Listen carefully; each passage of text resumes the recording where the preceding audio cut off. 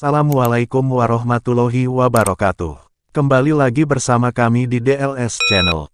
Jangan lupa subscribe, like, dan komen. Mari tonton sampai selesai, supaya tidak gagal faham. Kiai Haji Ahmad Bahaudin Nur Salim, lebih familiar dengan sebutan Gus Baha. Beliau dilahirkan pada tanggal 29 September tahun 1970. Beliau juga dikenal sebagai salah satu ulama ahli tafsir yang memiliki pengetahuan mendalam seputar Al-Quran. Berikut 17 fakta menarik terkait Gus Baha. 1.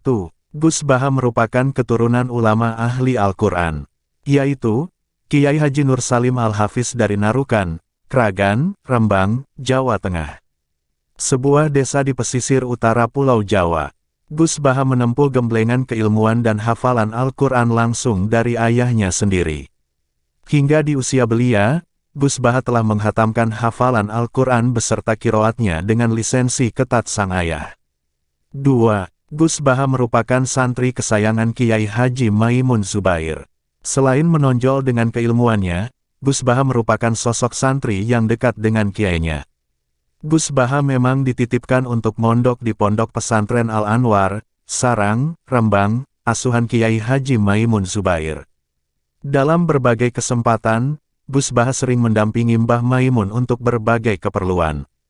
Mulai dari berbincang santai hingga urusan mencari jawaban atas berbagai persoalan. Pernah pada suatu ketika, Gus Baha dipanggil untuk mencarikan jawaban atas suatu persoalan oleh Mbah Maimun. Saking cepatnya mendapatkan jawaban, masalah itu ditemukan tanpa membuka dahulu referensi kitab yang dimaksud. Mbah Maimun terharu dan berkata, "Iya ha. Kamu memang benar-benar cerdas." 3. Gus Baha santri paling cerdas. Gus Baha sangat menonjol dalam ilmu fikih, hadits, dan tafsir. Terbukti, sejumlah amanat penting keilmiahan pernah diembannya selama mondok di Al-Anwar, seperti Rois Fatul Muin dan Ketua Ma'arif di jajaran kepengurusan Al-Anwar.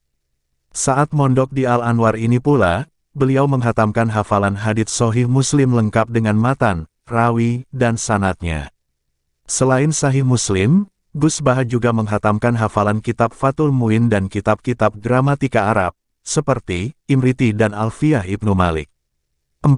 Gus Baha lebih memilih belajar di pondok pesantren. Riwayat pendidikan Gus Baha sebenarnya hanya mondok di pesantren ayahnya di Narukan dan Al-Anwar. Ia pernah ditawari ayahnya mondok di Rusoifah atau Yaman. Namun, Gus Baha memilih untuk tetap di Indonesia, berkhidmat pada Madrasah Ghazaliyah Syafi'iyah di pondok pesantren Al-Anwar dan pesantrennya sendiri. 5. Gus Baha menikahi putri pondok pesantren Sidogiri. Gus Baha menikah dengan seorang ning pilihan pamannya dari keluarga pondok pesantren Sidogiri, Pasuruan, Jawa Timur. Ada cerita menarik seputar pernikahan Gus Baha ini. Setelah acara lamaran selesai, Gus Baha menemui calon mertuanya dan mengutarakan sesuatu yang menjadi kenangannya hingga sekarang. Ia mengatakan bahwa kehidupannya bukan model glamor, bahkan sangat sederhana. Ia berusaha meyakinkan calon mertuanya untuk berpikir ulang atas rencana pernikahan tersebut. Tentu maksudnya agar mertuanya tidak kecewa di kemudian hari. Tapi siapa sangka, sang mertua hanya tersenyum. Lalu berkata, "Sami mawon kali kulo, sama saja dengan saya." 6. Gus Baha selalu mengeluarkan kata-kata bijak. Tidak jarang dalam setiap ceramah maupun pengajian, muncul berbagai kata-kata mutiara atau kata-kata bijak quote.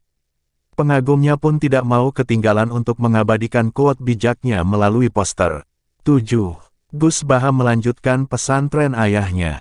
Ketika tinggal di Yogyakarta, banyak masyarakat yang ngaji kepadanya. Tapi, pada 2005 sang ayah jatuh sakit. Gus Baha memutuskan pulang sementara waktu untuk merawat ayah bersama keempat saudaranya. Siapa sangka, beberapa bulan kemudian Kiai Haji Nur Salim wafat. Gus Baha tidak dapat lagi meneruskan perjuangannya di Yogyakarta, karena diamanai oleh sang ayah untuk melanjutkan tongkat estafet kepengasuhan di Narukan. 8. Gus Baha tidak punya media sosial. 9. Gus Baha pakar tafsir Universitas Islam Indonesia, UII, Yogyakarta, meskipun tidak punya ijazah S1. 10. Gus Baha suka baju putih dan kopiah hitam. 11. Gus Baha punya hobi membaca dan membeli kitab dari berbagai terbitan sebagai pembanding. 12. Gus Baha menjadi Rois Syuriah PBNU di usia muda. 13. Gus Baha menonjol sekali di bidang fikih dan tafsir. 14. Gus Baha hafal Al-Quran dan banyak kitab-kitab kuning. 15. Gus Baha suka membuat kopi sendiri, tidak ingin menyusahkan istri. 16. Gus Baha sudah diprediksi menjadi orang hebat oleh leluhurnya sejak kecil. 17. Gus Baha sering berkirim surat berbahasa Arab ke ulama-ulama internasional. Itulah 17 fakta menarik Gus Baha yang tidak banyak orang tahu. Semoga ada manfaatnya untuk kita semua. Amin ya robbal alamin.